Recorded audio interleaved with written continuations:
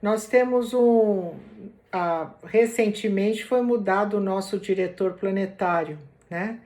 Principalmente, já estava tudo, porque é tudo muito certinho na espiritualidade, é tudo muito bem marcado, né? Jesus, ele foi nosso diretor planetário até pouco tempo atrás. Aí o seu Oswaldo, que estava na carne, assumiu. E agora entrou o João Evangelista, que já estava certo que ele iria assumir nessa época mesmo, nessa mudança de estágio do planeta. Jesus, que foi o responsável pela condensação, né? O que comandou a condensação de energia até se materializar esse nosso planeta lindo, maravilhoso. E aí, claro que ele não fez isso sozinho, estava Moisés e uma coroa de espíritos trabalhando em cima disso, são esses verbos que são verbos, espíritos cristificados, construtores e tudo mais. E agora nós temos esse novo diretor, que nada assim é por acaso, é tudo muito lento. Então, eles já tinham assumido, como a Maria, como o Dr. Bezerra, já assumiram, eles têm funções planetárias, né? Eles comandam muitas coisas no planeta inteiro. Então, não é que seja, poxa, assim, hoje eu sou gerente, amanhã eu sou presidente. Não é isso. Na espiritualidade, as coisas vão indo muito lentamente. Então, lentamente você vai adquirindo mais um pontinho, mais um pontinho, mais um pontinho, mais um pontinho, e até você assumir, né, um todo.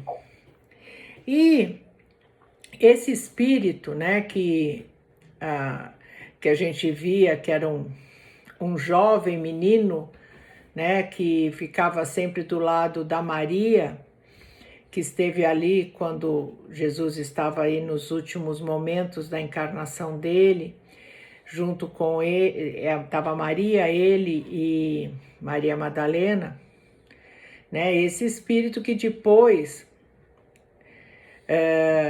rodou muito, né, como todos os outros apóstolos, ele rodou, foi passando a palavra, ensinando a doutrina, até ele ser preso e ficou lá em Patmos, né, e escreveu o Apocalipse. Apocalipse em grego é eventos por vindouros, os eventos que irão acontecer. E ele recebeu isso do anjo relator do Apocalipse, que na época era o João Batista, né, que já estava desencarnado, e quem deu a ordem para o Batista passar para o evangelista foi Jesus, que era o comandante do planeta. Então isso é importante a gente entender. Mas ele tem um histórico muito grande de muitas e muitas encarnações de ajuda. Inclusive aqui no nosso Brasil, se nós temos a forma que ela é linda em formato de um coração, né? Foi ele que deu essa forma, porque ele era o Barão do Rio Branco. E ele veio para cá exatamente para mostrar que dá para fazer as coisas sem luta, sem guerra e conseguir. E os últimos estados lá do norte que ele anexou, né, foi só conversando, né, se acertando, mas sem uma gota de sangue.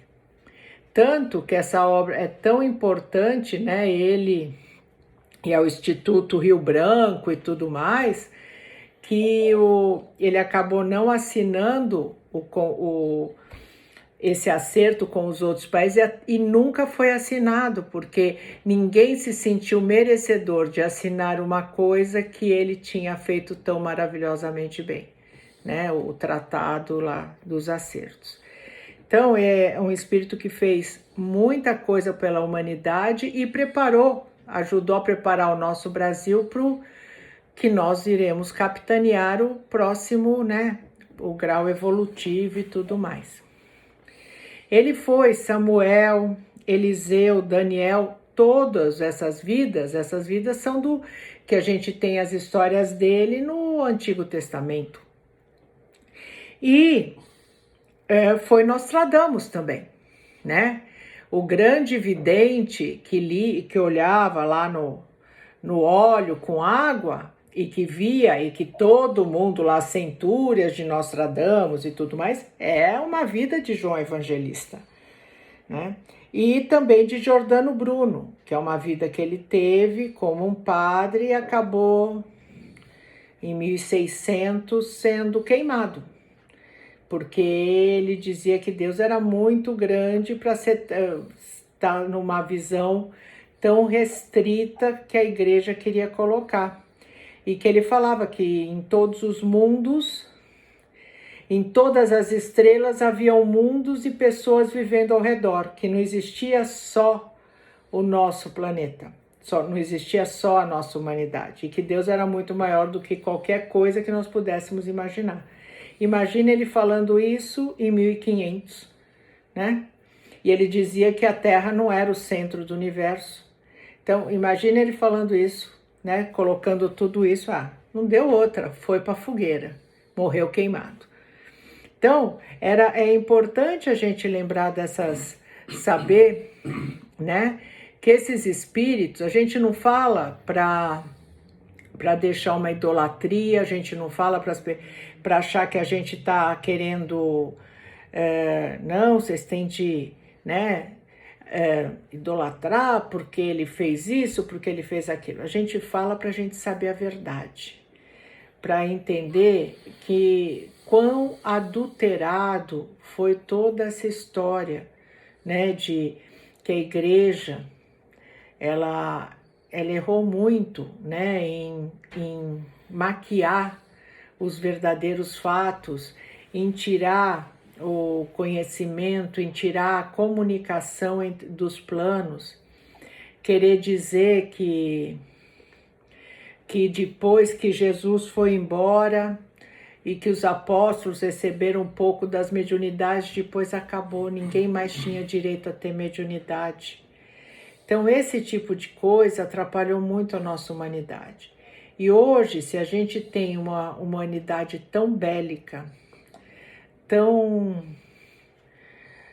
egoísta, tão desprovida de amor ao próximo, é graças a essa igreja. Que essa igreja, na realidade, de santa não tem nada. Ela é o espelho do que era o Império Romano. O Império Romano era um império que, como todos os outros impérios da época, eram impérios assim que venciam pela força. Lutavam, quem perdia recebia, se transformavam em escravos, né? E eles lá comandavam a ferro e fogo. Quando eles assumiram, que eles viram que eles estavam perdendo, eles assumiram e tomaram posse de Jesus e de seus apóstolos, eles criaram toda uma estrutura que era a forma que eles enxergavam. Então, eles enxergavam que tinha de ser pela espada, tanto que Constantino Cloro forjou a vidência que a espada flamejante, que era em formato de cruz, né?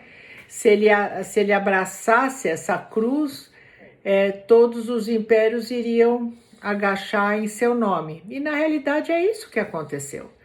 Até hoje, a Igreja Católica Apostólica Romana, ela não está em momento algum com o nome de Jesus ou de qualquer outro de seus profetas. Ela é uma extensão daquilo que eles praticavam. Claro que hoje está muito mais polido, hoje está muito mais velado, mas a gente não pode esquecer, eles lutaram, eles mandavam soldados lutar para a guerra, para defender isso, para brigar naquilo, eram muito sanguinários, acabavam e aí começou aqueles que tinham mediunidades, já começou que não podiam, aí aquilo não era coisa de Deus, era coisa do demônio, e assim por diante. Todos aqueles que tinham e que entendiam que não existia um poder central na Terra, que o poder era íntimo e era interno e era somente a Deus, eles acabavam destruindo, né? Por isso que eles têm aí, nesses 1400 anos, uma cota muito grande de desencarnes, seja pela fogueira, seja por torturas, seja por jogar com pedra dentro d'água e assim por diante. Então é importante a gente lembrar dessas histórias, não para que a gente queira ter ódio, raiva e quer, né, se vingar, para a gente não repetir esse erro. Porque é importante, nós tivemos, depois disso, para conseguir falar de novo sobre toda essa ligação espiritual, demorou muito tempo. Demorou muito, mais de 1000 anos. Nós tivemos uma idade média que todos que tinham uma mediunidade e não estivessem ligados à igreja eram queimados. Quando Nostradamus, no século XV, começou até as mediunidades, as vidências, eles naquela época eles tinham muito disso de feitiçaria, eles tinham medo que vinha o espírito, que atacava e não sei o que tem até hoje, por falta de conhecimento, né? E quando Nostradamus fazia aqueles almanaques que ele escrevia, que já tinha a imprensa, fazia os almanaques de contar o que poderia acontecer, né, as previsões, ele começou a ficar muito famoso. E a igreja tentou acabar com ele, né? Porque o pai dele era judeu e eles tiveram de se converter, né? E ele usava algumas coisas da cabala, não sei o quê, mas ele usava realmente, era a mediunidade dele. E só que ele foi, assim, abraçado pela Catarina de Médici, que era a esposa do rei da França. Então a igreja não conseguiu atacar. Então já ali já mostrou as mediunidades, né? Mas é importante a gente lembrar dessas histórias, saber que para você conseguir trabalhar com as suas mediunidades, você precisava ter assim um mecenas que te segurava, senão não dava certo. Então é muito triste, nós tivemos aí 1000 anos muito difíceis. E realmente, depois que Voltaire, que é uma vida de seu Oswaldo, considerado o homem mais inteligente do mundo, né, até hoje, ele falavam que ele não acreditava em Deus, ele inclusive terminava todos os escritos dele, fiat lux, faça-se luz. Isso ele escrevia, mas ele era contra, ele não acreditava na igreja, mas ele acreditava em Deus, acreditava na iluminação interior. E ele fomentou, ele colocou vários, com todos os livros dele e tudo, aquela ideia de liberdade, de conhecimento, de verdade. E aí teve a Revolução Francesa. Nesse momento, a Revolução Francesa pegou muitas das ideias de Voltaire e uma delas era separar a igreja do Estado. Graças a isso, porque nada é por acaso, a espiritualidade vai preparando,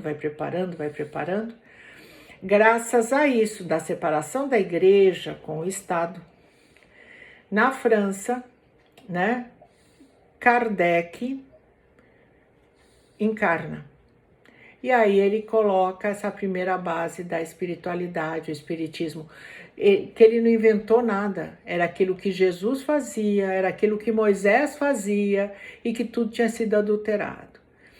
E aí depois ele terminou, veio para São Paulo, encarnou aqui, Kardec como seu Oswaldo, e aí deu a continuação e pôs o divinismo.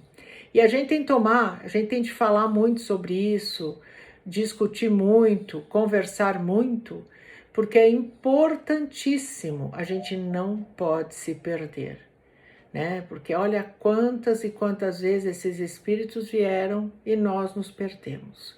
Nós erramos, nós acabamos indo para outros lados, né? E tá na hora da gente não fazer mais isso. Nós temos de entrar já, sair dessa fase da infantilidade, da juventude, né? E entrar numa fase adulta, consciente, responsável, que vai trabalhar em prol do bem e do bom, né? Então era isso. Então nós estamos agora, como estava escrito nas escrituras, olha só, redundância aqui, escrito nas escrituras, né? Que o novo líder do planeta, né? E é esse, o novo líder é o João Evangelista, mas está, na realidade é quase que um triunvirato, né? Porque Maria e Bezerra estão muito próximos a eles e fazendo esse trabalho maravilhoso que eles fazem. Então, com a graça de Deus, era isso que eu gostaria de falar hoje. Eu fiz só um brevíssimo relato, né? Para a gente saber que nada é por acaso. A espiritualidade, ela não perde tempo. Ela coloca espíritos específicos em determinados lugares, né? Para poder ensinar, para poder passar esse conhecimento, para poder dar esses passos. Claro que nós, como humanidade, estamos muito atrasados e erramos muito. E a gente tem que tomar muito cuidado para nós que temos um pouquinho mais de consciência, não deixar, quando a gente vê as coisas erradas, não deixar as coisas erradas se perpetuarem. Consertar, corrigir no momento certo e oportuno. Era isso que eu queria falar hoje.